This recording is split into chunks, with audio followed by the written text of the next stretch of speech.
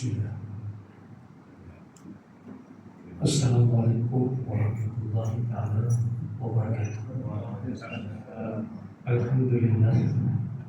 Alhamdulillahilladzi hadana li hadza wa ma kunna linahtadiya lawla an hadana Allah. Wassalatu wassalamu ala Rasulillah wa ala alihi wa sahbihi wa man wala. Rabbi shrah li sadri wa yassir li amri wahlul 'uqdatam min lisani yafqahu qawli. Subhanaka la ilma lana illa ma 'allamtana innaka antal alimul hakim. La haula wa la quwwata illa billahil aliyyil azim. Yang bersedia dihormati seluruh hadirin puasa surau Raif ini, khususnya kepada ibu-ibu, bapa-bapa, sahabat-sahabat yang dikasihi sekalian, syukur alhamdulillah Allah Subhanahu wa taala telah menggerakkan hati dan kaki kita untuk berada di dalam majlis ilmu. Dan bertepatan pula pada saat ini hujan turun. Dan hujan turun ini merupakan rahmat daripada Allah Subhanahu wa taala, dan kita digalakkan sangat untuk berdoa. Apa-apa yang kita hajat, apa-apa yang kita inginkan yang baik-baik, mintalah pada saat ini di dalam majlis ilmu dan juga di dalam tempat yang mulia, dan juga ketika hujan yang sedang turun, insya-Allah. Pada malam ini izinkan saya untuk menyampaikan dan berkongsi sebenarnya satu daripada penyakit hati. Ya, penyakit hati ini tidak nampak, tetapi sangat berbahaya, bukan saja di dunia tapi di akhirat. Kalau kita sakit fizikal ini, ujungnya adalah kematian. Tapi kalau kita ada penyakit hati ataupun mazmumah ini, ujungnya adalah neraka.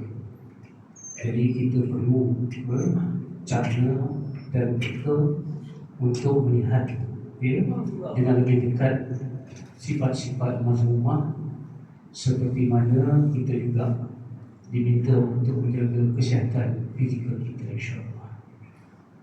Satu daripada penyakit hati yang paling berbahaya ialah hasad. Hasad ini, subhanallah, dia akan memakan amalan kita.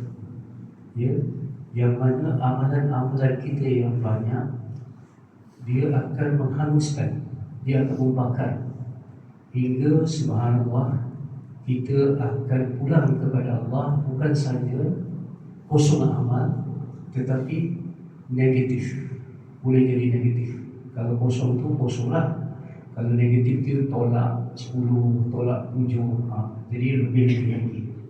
Subhanallah, pada malam ini saya ingin berkongsi tentang apa itu hasad. Kemudian sejarah bermulanya penyakit hasad ini, dan hubungan hasad ini dengan takabur. Hasad dan takabur ini dia dekat-dekat. Selalunya kalau ada hasad, punca daripada takabur, daripada takabur boleh jadi hasad, insya-Allah. Subhanallah, dalam surah Al-Baqarah dia panjang. Allah Subhanahu wa taala menceritakan bagaimana dia soal hasad ini bermula. Subhanallah, kita lihat dulu, jika kita nak pulang kepada Allah supaya kita diterima sebagai hamba-Nya yang diridhai, kita akan dapat sakinah, ketenangan di dunia, dan kita akan dapat jannah di hari akhirat. Syaratnya kita pertama menjalankan tugas kita sebagai hamba Allah. Yang kedua, kita melaksanakan tugas kita sebagai khalifah. Sebagai hamba Allah, kita perlu beribadah. Ibadah itu banyak, seperti mana yang saya bincangkan pada kuliah-kuliah yang lalu. Terdiri pada ibadah asas, ibadah sunat, dan ibadah fardu ain, fardu kifayah, dan sunat-sunat muakkad dan ghairu muakkad. Bayangkan semua amalan yang kita buat ini, yang wajib, yang sunat, yang muakkad, dan semua harus terbakar. Jadi subhanallah, kita tidak akan menjadi hamba Bila kita tidak menjadi hamba Allah di dunia dan kita tidak melaksanakan tugas kita sebagai khalifah kerana dihalang ataupun dikekang oleh sifat hasad ini, subhanallah, itu yang saya katakan, kita akan menderita di dunia dan akan menderita di hari akhirat. Dalam hidup ini, apabila kita lihat Islam sangat mementingkan amalan-amalan hati. Ya, subhanallah, solat, puasa, zakat, haji, itu memang dikatakan rukun Islam. Tetapi semuanya menjadi haba'an manthura, ya, seperti debu-debu yang berterbangan. Kerana dalam amalan-amalan yang banyak itu kita kena scam, ya. Sekarang ni orang sebut tentang scam, habis duit orang pencen ratus-ratus ribu, puluh ribu kerja, dia tak dapat menikmati duit pencen, kena scam, habis. Kadang-kadang menangis pula. Bukan saja menangis, sakit jiwa dibuat kerana kosong, tak ada persiapan pada hari. Lebih-lebih lagi kalau kita lihat orang yang hasad ini, subhanallah, dia sangat berbahaya. Walaupun hasad ini, subhanallah, dia berkaitan dengan amalan manusia dengan manusia. Tak ada orang yang hasad dengan Allah, tak ada. Tetapi hasad ini ialah antara manusia dengan manusia. Jadi ini menunjukkan bahawa kadang-kadang, acap kali, ya, selalu, ya, amalan-amalan hablum minallah dirosakkan oleh amalan-amalan hablum minannas yang tidak beres. Ya, kita perlu jaga dua hubungan. Satu hubungan yang menegak, hablum minallah dengan Allah. Satu hubungan yang merentas, hablum minannas. Jadi kadang-kadang hablum minallah itu kelihatan baik, tetapi bila cacat ataupun terbengkalai kerana hablum minannas, yang hablum minallah pun jatuh juga. Kita nampak orang tu solat, kadang kita solat, banyak puasa sunat, banyak sedekah, ya, banyak amalan-amalan, tetapi seperti api dalam sekam, kita tak nampak. Dia akan memakan sikit-sikit semuanya dan dia akan membakar, ya, amalan kita. Sebab tu Rasulullah SAW bersabda, iyyakum wal hasadah, ya, iaitu jauhilah kamu sekalian daripada hasad. Wa innal hasada ya'kulu hasanati kama ta'kulu nar. Ya, kerana hasad itu akan menghanguskan kebaikan-kebaikan itu seperti mana api yang membakar kayu bakar atau kayu kering. Kalau kita tengok, api itu memang sifat dia membakar, dan kayu kering ini mudah terbakar. Jadi apabila bertemu kedua-duanya, jadi marak benar. Jadi subhanallah, sebab itu kita perlu betul-betul tahu tentang hasad. Apa dia hasad ni? Agaknya apa hasad ni? Sebab kita tak mungkin dapat mengalahkan musuh kita kalau kita tak kenal. Macam mana kita nak menghilangkan ataupun mengikis rasa hasad dalam hati kalau kita tak kenal hasad?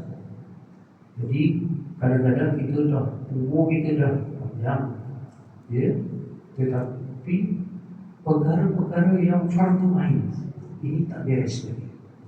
Hasad ini adalah antara 10 sifat mazmumah yang wajib kita tahu. Bukan saja kita tahu, tapi kita kenal tanda-tandanya. Bukan saja kita kenal tanda-tandanya, kita tahu bagaimana nak mujahadah, melawan sifat hasad yang ada dalam hati kita. Dalam banyak-banyak pengertian tentang hasad, saya suka membawa satu pengertian yang dibawa oleh Syekh Mutawalli Syahrawi. Ini ulama Muslim dah meninggal dunia. Kalau kita tengok dalam YouTube, kita tengok dalam YouTube tu Syekh Mutawalli Syahrawi, dia punya klik-klik video banyak. Dia seorang ulama sufi, tapi pada masa yang sama adil dalam ilmu-ilmu fiqh, ilmu hadis dan sebagainya. Jadi Syekh Mutawalli Asy-Sya'rawi ini dia kata apa? Hasad itu dinilai harapan akan hilangnya nikmat daripada orang yang dihasad dengan lisan dan juga perbuatan. Jadi ada dua pasal kat situ ya. Pertama, kalau kita tengok orang tu ada nikmat, sama ada nikmat tu kekayaan ataupun rupa yang cantik ataupun anak-anak yang semua menjadi, kita tengok rumah dia besar, kereta dia banyak ya. Waktu itu timbul dalam hati kita harapan. Harapan ini subhanallah di hati, tak nampak. Kita harap nikmat yang dia tu hilang. Ataupun kita mempersoalkan, kenapa dia yang dapat tetapi aku tak dapat. Itu permulaan dia. Permulaan bagi hasad ni, bila hati kita bertanya, kenapa dia dapat? Tengok dia rumah besar, tengok dia senang apa, kenapa aku jadi macam ni? Itu dah bunga-bunga dia. Ya, percikan-percikan dia. Kemudian datang harapan. Harapan itu hilang nikmat tu dengan apa? Pertama dengan kata-kata kita. Kedua dengan tindakan kita. Contoh dengan kata-kata ya, kita kata dia tu buat rumah tu besar-besar tu, itu dia rasuah tu. Dia ni beli kereta banyak ni, dia tengok dia judi, hasil penipuan. Kita fitnah dia. Ya, fitnah ni apa? Betul yang tak betul kita letakkan. Ya, kita tak tahu hujung pangkal, kita tahu akar ranting, tapi kita terus kata begini. Kenapa? Harapan tadi. Ini ya. Bila datang hasad, datang mengumpat, datang fitnah. Subhanallah, ini sangat berbahaya. Kemudian tak cukup dengan lisan kita bagi tahu orang lain semua tentang orang yang kita hasad tu. Ya, kadang-kadang kita bertindak. Macam mana cara kita nak? Kita jalankan kereta dia ke, ataupun kita tulis tentang dia di medsos sekarang ya. Tengok gitu, bagi tahu dalam medsos ataupun dalam FB kita, dalam apa-apa sajalah sekarang ni kita tengok kan, dalam medsos mudah saja orang mencalonkan maruah orang lain, senang je, mudah. Dan kita telah cederakan hati orang. Bila dia naik pangkat, kita kata ini kenapa dia naik pangkat dia sekarang ni? Dia ampuh bodek lah tu. Ya. Kenapa dia jadi macam orang yang dapat kelebihan saja dan sebagainya. Tentu ada muslihat yang dia buat. Jadi ini sangat berbahaya. Sebab itu kalau orang yang hasad ini, bila dia tuduh orang ni, bila naik pangkat ke dapat kuasa, dia mesti ampuh yang atas. Dia mengampu sebab tu dia naik. Dia sipu yang sebaya. Kan? Orang-orang yang dekat dengan tentu dia geserkan orang sebaya. Dan tentu dia henyak, pijak orang bawah supaya dia naik.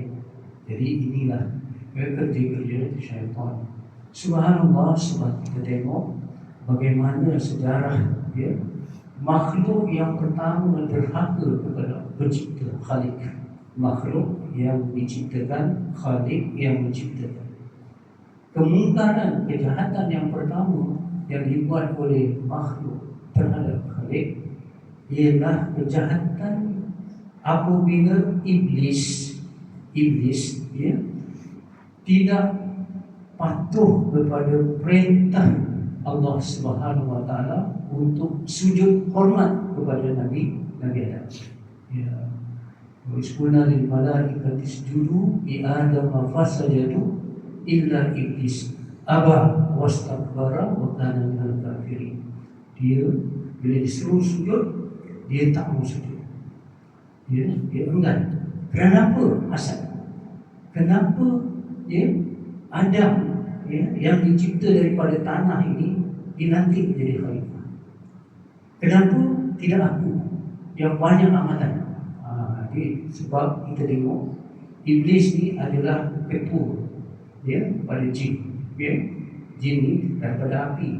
Iblis ni yang paling jahat, betul penjahat ni. Dia datang daripada apa? Daripada hasad. Kenapa Adam ni? Itu yang dikatakan bila apa ni, Iblis dia kata ana khairum minhu, aku ni lebih baik daripada kamu. Kenapa dia kata macam tu? Dia kata ana khairum minhu khalaqtani min nar wa khalaqtahu min tin. Dia berkata, Iblis dia kata, Adam dicipta dari, aku dicipta daripada api dan Adam dicipta daripada tanah.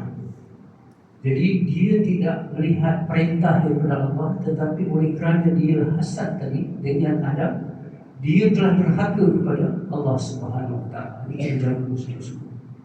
Dan ini menunjukkan bahawa Iblis ni dan orang yang berfikiran seperti macam ini juga teladani Iblis. Apa dia? Dia bersifat materialistik, material, fizikal. Kenapa? Dia melihat ini api, ini tanah. Dia tengok fizikal. Dia tak nampak bahawa ada sesuatu yang maknawi yang Allah kurniakan kepada Nabi Adam. Wa 'allama Adama asma'a kullaha. Allah Subhanahu Wa Taala telah mengajar Adam tentang apa? Tentang nama-nama benda, nama-nama asma'a kullaha semua. Tetapi menurut para ulama, bukan nama itu maksudnya ini pokok, ini haiwan, bukan. Tetapi bagaimana kalau dikata alam ini disusun, ilmu sunnatullah, ya, bagaimana kata contoh pokok nak tumbuh, dia kena ada air, dia kena ada cahaya, dia kena ada baja, dia kena jaga daripada serangga. Sebab dengar ya, revolusi pertama dalam hidup manusia adalah revolusi apa? Pertanian. Nabi Adam turun pertanian. Sebab tu anak Nabi Adam, Habil dan Qabil, yang ini dia berkebun ataupun menanam tanaman, yang Habil pula dia berternak. Jadi Nabi Adam ni ada ilmu untuk menyusun atur dunia ni. Iblis tak, sebab Allah tak ajar dia. Ya? Allah tak ajar dia. Ya?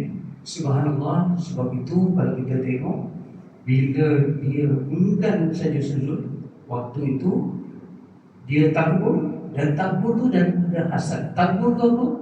Takbur tu merasa diri dia lebih baik daripada orang lain. Hasad tu kenapa? Dia merasakan bahawa kenapa orang lain dapat nikmat, kenapa tidak? Jadi saya katakan tadi, hasad dan juga takbur ni saling. Bila ada takbur, ada hasad. Bila ada hasad, mesti ada takbur. Subhanallah. Sebab itu kita jaga-jaga. Berbezanya malaikat dengan iblis. Mula-mula malaikat ni, subhanallah, malaikat ni juga dia macam bimbang, ya. Kita kalau kita tengok dalam Al-Quran tersebut, ya, malaikat dia bimbang kalau manusia ni apabila dia turun ke bumi ni, dia akan membuat kerosakan. Kenapa? Dalam riwayat mengatakan sebelum itu, ya, jin-jin tak ada di muka bumi.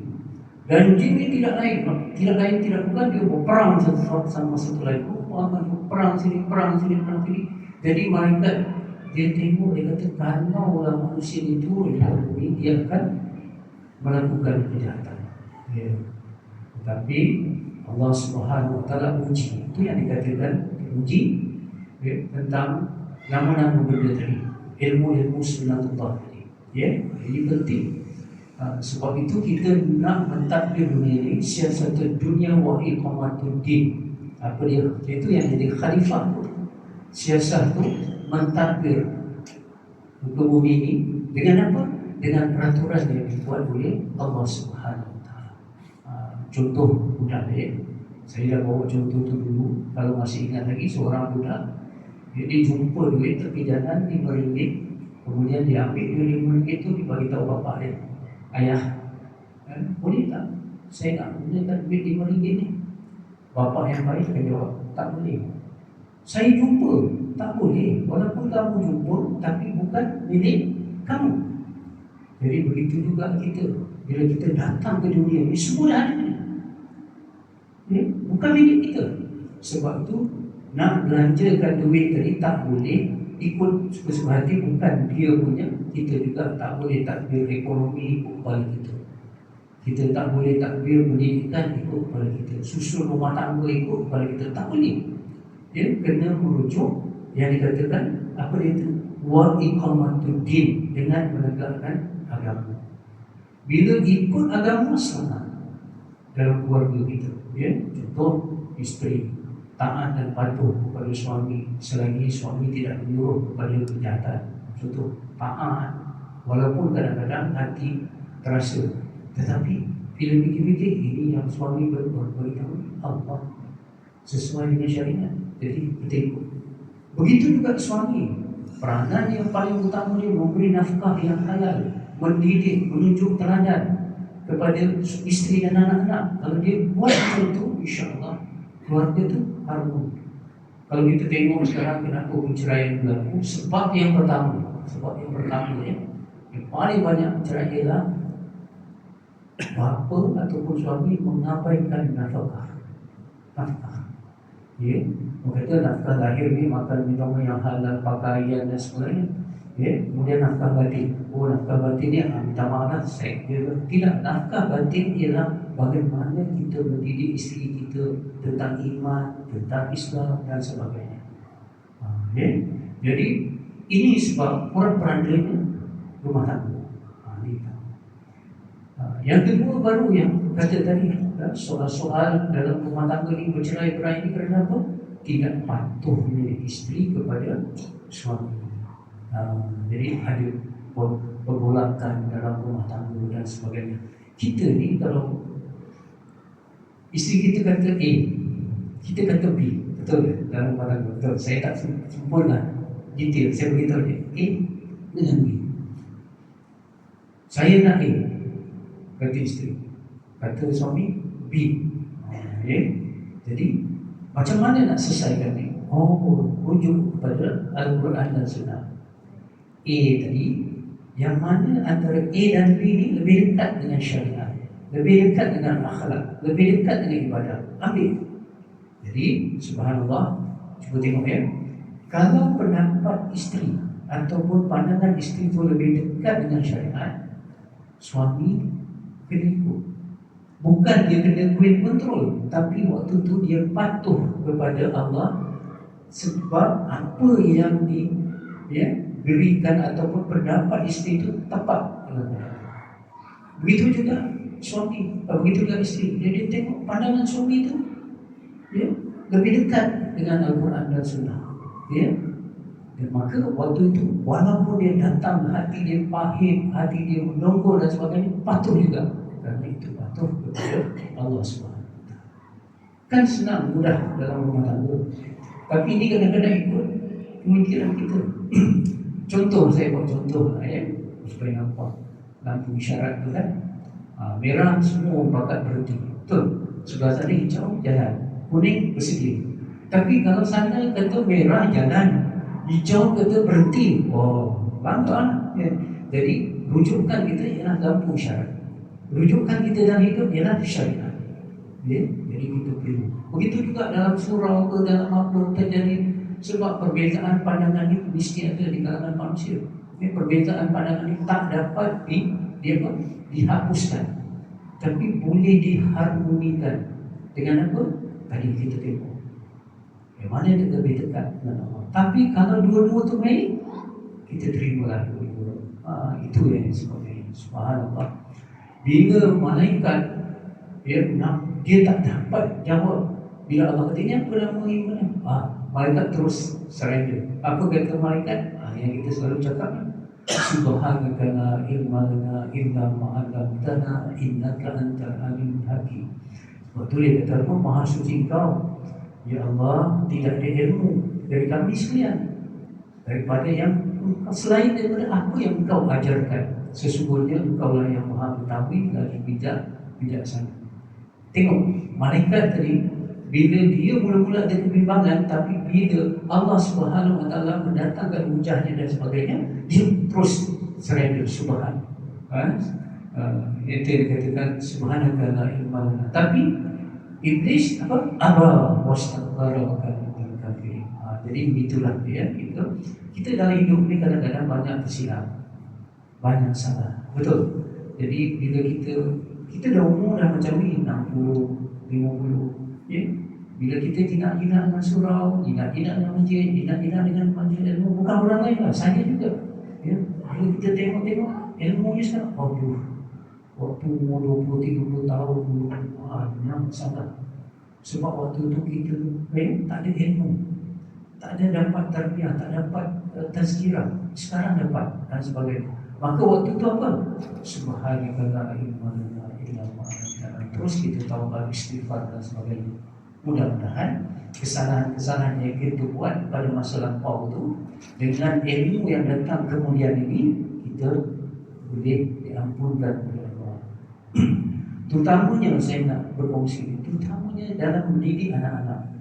Ya, bila saya tengok dalam pendidikan anak-anak ni, caranya menjadi teladan, nak sabar, bagaimana menegur anak-anak, ya, bagaimana kita berdepan dengan kedegilan anak dan sebagainya.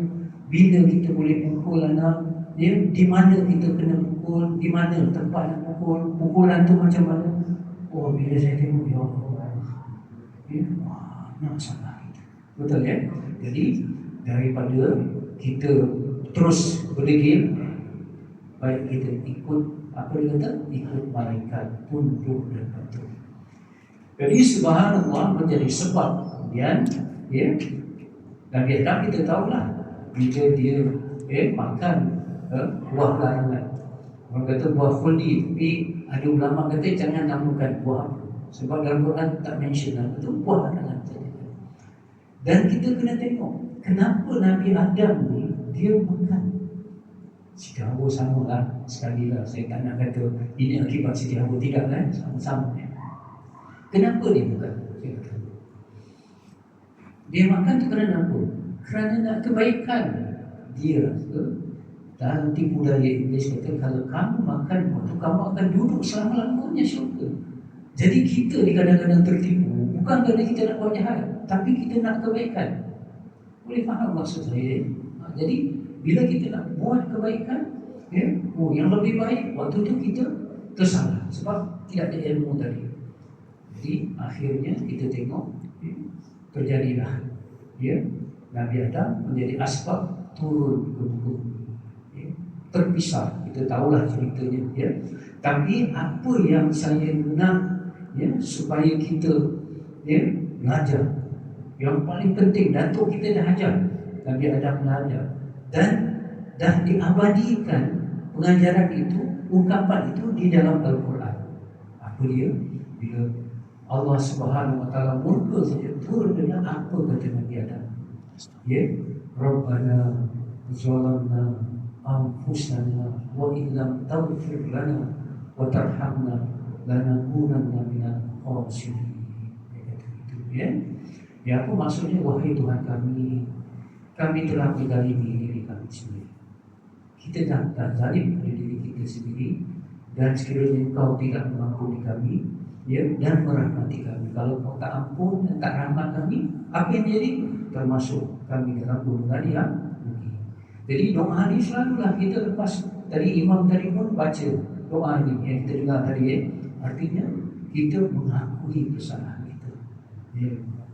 Jadi subhanallah, kalau kita tengok, ya, Nabi Adam AS bila dia terbuat kesalahan, kita tak kata dosa sebab Nabi-Nabi ini maksud terbuat kesalahan, kalimahnya macam ni. Malaikat bila datang perintah daripada Allah dan nampakkan kebenarannya, dia macam ni. Jadi ada 3 golongan yang mana kita nak ikut, ya?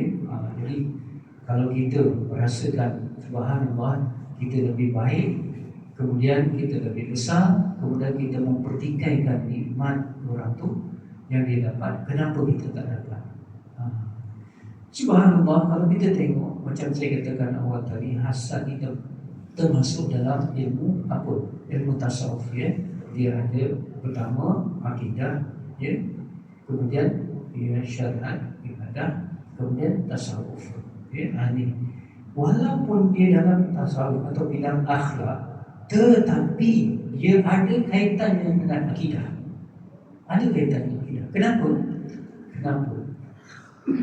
Sebab hak untuk memberi nikmat ni adalah daripada pemberi nikmat. Dalam banyak-banyak ni, kita ni Allah nak bagi si A kaya, Allah bagi kaya. Tapi adakah si B ni, kenapa dia ni dapat, aku tak dapat? Waktu tu dia mempertikaikan siapa? Dia mempertikaikan Allah Subhanahu Wa Taala. Sifat kudrat dan iradat Allah ini masuk dalam apa? Dalam yang dikatakan sifat-sifat yang wajib kita imani kepada Allah. Betul ya? Jadi Allah pilih. Subhanallah. Sebab itu dengan hasad ini dia berlaku di kalangan orang yang satu ranking itu satu bidang. Kalau penyanyi dengan penyanyi asalnya. Adik beradik tu asal. Kemudian ulama sama ulama. Penyanyi kata tadi itu penasyid sama penasyid. Orang kaya sama orang kaya. Begitu juga peniaga, businessman sama dengan businessman. Cuba tengok ya. Sebab itu subhanallah, kalau marah dari atas ke bawah, selalunya kita boleh marah sebab kita lebih kuasa, kita lebih tinggi, kita boleh marah. Tapi bila semaya kita tak boleh marah, tak boleh. Jadi artinya apa? Datang hasad. Jadi subhanallah, sebab itu kalau kita tengok kelebihan manusia ini, juga kita tengok selepas itu, kita tengok penderhakaan yang pertama makhluk kepada Allah, apa dia? Hasad ataupun takabur tadi. Kita tengok pula penderhakaan manusia yang pertama dengan Allah. Tadi makhluk, yang lebih besar makhluk. Sekarang manusia, satu golongan dalam makhluk tu, manusia, insan. Subhanallah. Apa dia? Penderhakaan yang pertama, yang kedua, pertama yang dibuat oleh manusia ialah yang dibuat oleh Habil dan Qabil. Apa dia? Pembunuhan. Kenapa bunuh? Kerana hasad. Jadi Qabil ni dia ada dulu syariat. Kalau dulu, sekarang mana boleh kahwin adik-beradik. Sebab tu akidah ni daripada Rasul dulu sampai sekarang akidah sama saja, sampai Nabi Muhammad. Tapi syariat berbeza. Kalau dulu zaman Nabi Musa AS, kalau buat dosa, cara taubat dia pun bunuh sama sendiri. Kita cara taubat kita dah menyesal, berhenti kan, betul kan? Masa syariat dulu boleh kahwin adik-beradik, sebab tu manusia tak nak ni. Tetapi jangan selepas tu, bila kita mesti selang dia tu. Jadi Qabil ni dia kena terkahwin lah dengan adik jauh daripada dia. Kebetulan yang dipilih tak cantik, berbanding dengan Habil yang juga cantik. Okey, dah asal lah berlaku dia. Kemudian subhanallah, ini dah korban yang pertama, korban kepada Allah. Jadi apa yang dibuat oleh Qabil ni, dia apa? Dia menanam hasil tanaman yang dia nak korbankan yang buruk-buruk, yang kata yang lekeh. Kalau kata kalau buah tu, buah yang paling tak menjadilah, yang diletak sebagai korban. Sebaliknya Qabil, kita tahu sejarahnya, dia memberi ternakan yang begitu gemuk, yang begitu sehat, yang begitu banyak daging. Sampai sekarang, bila raya korban nanti, sebab tu kita kena pilih lembu yang gemuk. Kemudian yang tak cacat, yang sihat, yang banyak daging. Itu artinya kita nak bagi yang terbaik. Maka waktu itu subhanallah, kita nampak lagi tadi hasad lagi. Qabil dan Habil ni, Qabil ni sempurnanya cinta dunia lah. Dia bagi yang lekeh. Sebab apa? Dia cintalah harta tu. Sebab tu dia kata hubud dunia rasul kulihat khati'ah. Cinta dunia ni kepala segala penyakit. Kepala segala penyakit, maksudnya punca kita ada hasad. Punca daripada ini apa? Cinta dunia. Sebab apa dia bagi apa? Dia bagi harta banyak. Kenapa rumah dia besar? Sebab apa? Itu dunia. Tak pernah kita tengok macam ni, kenapa lah dia banyak solat sangat ni. Jelas betul dia, banyak solat ni, banyak tak. Banyak solat ni. Jadi subhanallah, sebab itu ya, cinta yang menghalang kita untuk dapat cinta Allah.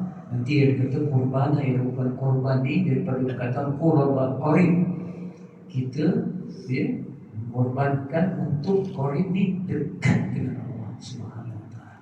Jadi korban itu darahnya, dagingnya tak sampai, tetapi hati kita yang mengorbankan cinta dunia, cinta manusia kepada Allah, itu yang dikira oleh Allah Subhanahu wa taala. Kemudian kalau kita tengok ya, mula-mula akibat hasad ni yang pertama sekali akibat daripada hasad ni kita nampak ya, Allah murka. Allah murka. Kalau Allah murka ya, subhanallah, segala apa yang kita ada tak berguna. Kita ada harta, kita ada rupa, kita ada pangkat, kita ada segala-galanya, tapi ada kemurkaan Allah, segalanya tidak berguna. Tetapi kalau kita ada keredaan Allah, tapi kurang dunia, kurang harta, kurang rupa, kurang pangkat, bawahan, orang kata lemeh biasa dia. Keredaan Allah itu dia boleh tampung kekurangan-kekurangan yang lain. Boleh? Ya? Okey. Macam mana ya? Kalau dia miskin, dia sama. Ya? Dia boleh terima apa yang Allah bagi, qanaah. Dia berpada-pada dengan apa yang Allah bagi, cukup. Subhanallah, kita ni nak banyak ke nak cukup? Dalam hidup ni, saya nak tanya, nak banyak ke nak cukup? Selalu kita kata nak banyak, tapi nak cukup. Cukup tu qanaah. Qanaah tu kaya hati. Subhanallah. Sebab itu kadang-kadang kita tengok orang yang miskin tu tidurnya lebih lena, hidupnya lebih aman daripada orang kaya yang utama, orang kaya yang menggunakan harta kepada jalan-jalan kemungkaran. Subhanallah. Jadi sebab itu kita kena berjaga-jaga. Terutama Allah murka. Ya, kalau Allah murka, walaupun suami suka, walaupun isteri suka, walaupun anak-anak suka. Sekarang kita tengok tentang rasuah lah. Rasuah ni disebut betul-betul dalam hadis, yang memberi dan menerima dalam neraka. Yang memberi dan menerima dalam neraka. Kita tengok ya, kita isteri lah kata, suami dia tahu suami ni gaji banyak ni ya, tiba-tiba suami beli kereta beli kereta ini, mana suami aku dapat ni? Sebab tu integriti ni bermula dalam keluarga. Apa daripada mana dia ni? Dulu wanita-wanita solehah, isteri-isteri solehah zaman dulu, kalau suami dia keluar mencari rezeki, apa dia pesan? Ya, wahai suamiku, bawa pulang yang halal-halal dulu untuk rumah tangga kita. Jangan bawa yang haram. Betul tak? Jadi kena lah begitu. Ya, sebab sekarang ni minta maaf ya, kenapa terjadi macam ni? Ya, kenapa terjadi rasuah dan sebagainya? Sebab kadang-kadang dalam rumah tangga, daripada hasad ni, orang tu tukar berita. Yang abang ni tak ada duit, tapi ada peluang.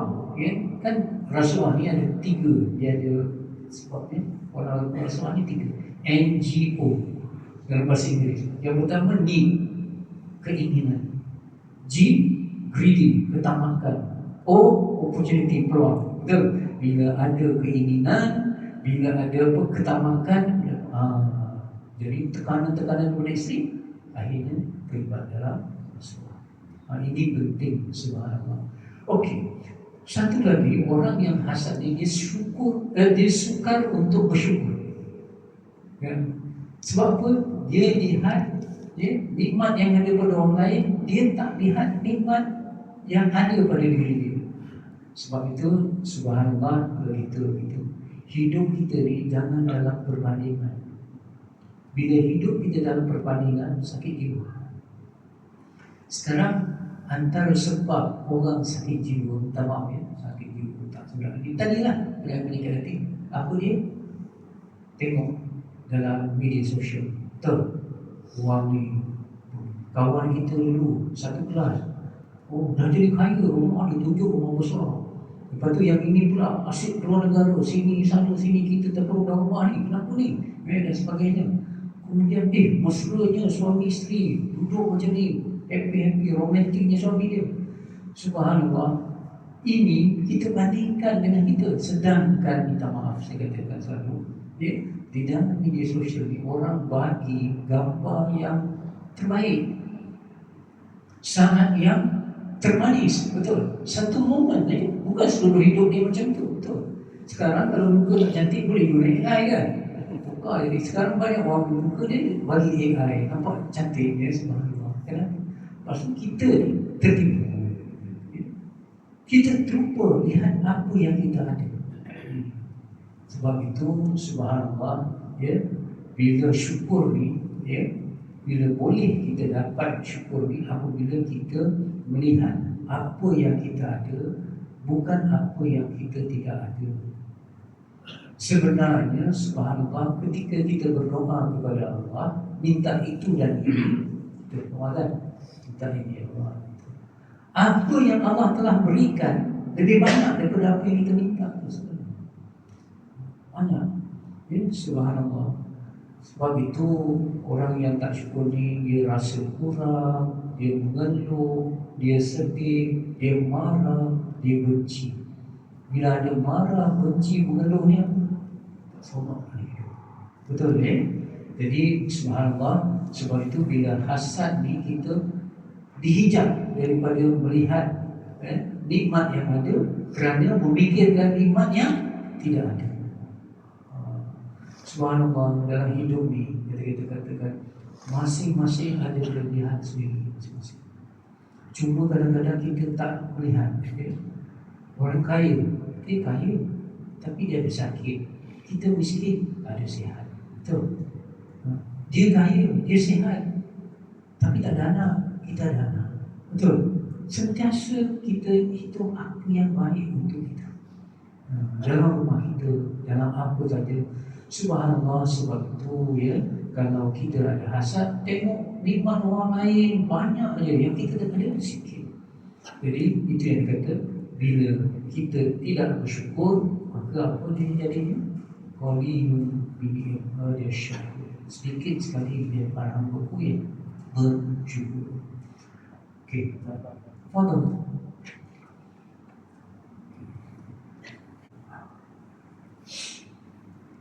Minit ni insyaAllah. Bagaimana kata kalau hasad ni dia datang harap ni, dia bermula daripada harap.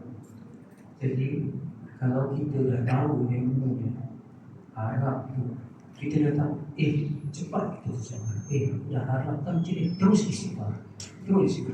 Sebab kita tak boleh nak kawal hati kita. Kadang-kadang timbul harapan tu kan, kenapa dia dapat, aku tak dapat. Bila timbul je macam tu, terus istighfar. Kalau kita tak istighfar, dia pergi kepada tahap nak hilangkan nikmat tu dengan lisan dan perbuatan.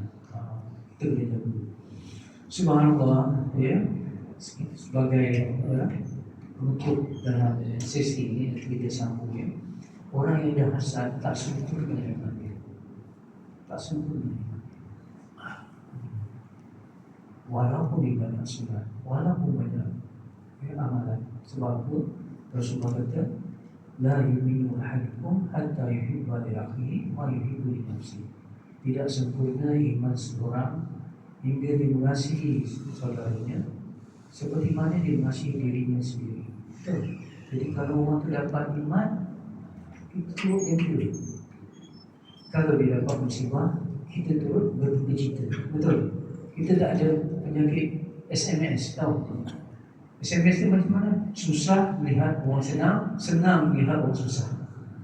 Bila orang susah, kita senang, padahal bila dah agak sangat, kita dalam hati.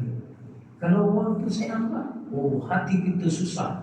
Jadi subhanallah, sebab itu bila antara jalan, nanti saya akan sebut akan datang, antara cara untuk kita menghilangkan hasad kepada seseorang, mendoakan dia dalam senyap. Katalah kita si A, kita hasad, timbul hasad. Macam mana cara nak lawan satu? Kita doa, ya Allah, Tuhan, biarlah dia beri harta yang barakah, tambahkanlah dia harta. Itu cara dia tu. Ya. Dan apa lagi cara kita nak menghilangkan hasad ni? Tadi berdoa, yang kedua kita beri hadiah. Apalah hadiah, tak kira hadiah kecil ke hadiah besar, kita bagi. Itu hadis daripada Rasulullah. Salinglah kamu berhadiah, menghadiahkan, kerana dia menghilangkan hasad. Hadiah ni penting. Ya, subhanallah. Jadi bila kita lihat dalam hidup kita ni, kita ada hasad, kita membakar diri kita sendiri, bukan orang yang kita hasad. Rugi. Sebab tu kita tengok tadi sikit cerita macam mana Imam Bukhari, ya, saya katakan tadi, ini ulama dengan ulama hasad. Apa lagi kita, betul tak? Jadi kita kena bersedia sungguh-sungguh.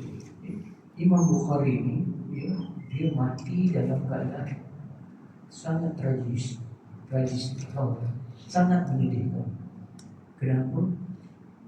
Oleh kerana kecerdasan dengan Imam Bukhari tinggi, cara penyampaiannya sangat jatuh ke hati, hafal puluh ribu hadis dan sebagainya. Bila dia mula-mula di kota Najabur, Uzbekistan, yang hasad dia ni ialah tok guru dia sendiri, bekas tok guru dia. Kenapa? Bila Imam Bukhari buka majlis ilmu macam ni, majlis ilmu Imam Bukhari lebih banyak daripada dia. Okay. Kemudian dia buat apa? Bila hasad tu tadi, harapan dia, tindakan dia menghasut pemerintah di situ, kata fitnah Imam Bukhari ni tentang apa, Al-Quran ni makhluk tu kita. Ada perbahasan yang panjang lah ni, ya. Jadi bila kena macam tu, Imam Bukhari dihalau daripada itu. Dihalau, bayangkan. Dia pun bergerak, dia nak balik kampung dia. Kampung dia mana? Bukhara. Imam Bukhari itu mengambil dia pergi. Belum sampai lagi ke kampung dia, dah datang pula arahan daripada dia supaya penguasa di situ keluarkan dia. Jadi nak masuk kampung sendiri pun tak dapat. Bayangkan, ini bahaya hasadnya. Nak masuk kampung sendiri pun tak dapat. Akhirnya bila sampai saja tu, perintah datang, dia keluar. Keluar bila? Malam hari raya. Waktu tu dia jatuh sakit-sakit. Waktu tu hari ni dapat perintah tu, dia pun jalan sampai tepi jalan tu, dia tak berada. Dan waktu tu dia berdoa, kita berdoa, ya Allah, dah sempit segala mudah, ambil. Dan Allah, Imam Bukhari tak terkenal masa itu, tapi sekarang bila sebut Imam Bukhari itu, orang tahu Syekhul Hadis, gurunya hadis. Inilah yang kita kata, ulama sama ulama. Kalau ulama sama ulama, boleh hasad. Apa tak lagi kita? Ya, jago sungguh-sungguh, tak berbalik. Jadi sebab itu, subhanallah, bila ada kasih sayang itu daripada iman. Sebab iman dengan kasih sayang itu lazim berlaziman. Tinggi iman, tinggi kasih sayang. Bila tinggi kasih sayang, tidak ada hasad. Apa yang dia dapat, kita turut gembira. Betul? Ya?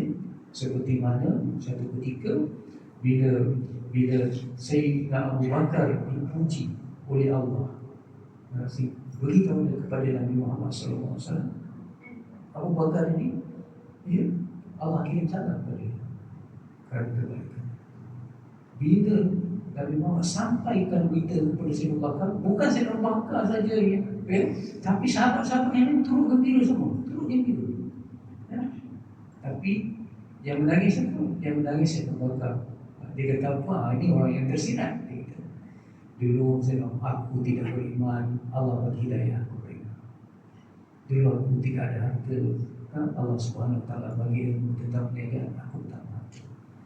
Dulu aku orang biasa, tapi Allah Subhanahu Wa Taala pilih aku menjadi sahabat Rasulnya yang beriman. Justru kalau hari ini Allah memuji Sayyidina Abu Bakar, bukan Allah memuji Abu Bakar, tapi Allah memuji dirinya sendiri.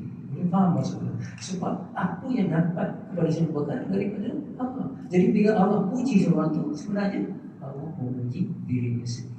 Sebab itu kalau kita nampak, kawan-kawan kita dapat iman, dapat pilihan dan sebagainya, itu gembira. Ya, sebab apa? Sebab kita gembira sebab Allah memberi kebaikan kepada kita melalui dia juga. Ya, mudah-mudahan. Jadi kita akan sambung lagi tentang akibat-akibat hasad dan bagaimana kita nak sungguh-sungguh membuang hasad dalam diri kita. Jadi berjaga-jagalah ya kita. Yang saya katakan tadi, mungkin kita banyak solat, mungkin kita banyak sedekah, mungkin kita banyak boleh kuliah macam ini, banyak ada meja ilmu, tapi bila ada hasad, habis. Assalamualaikum warahmatullahi wabarakatuh.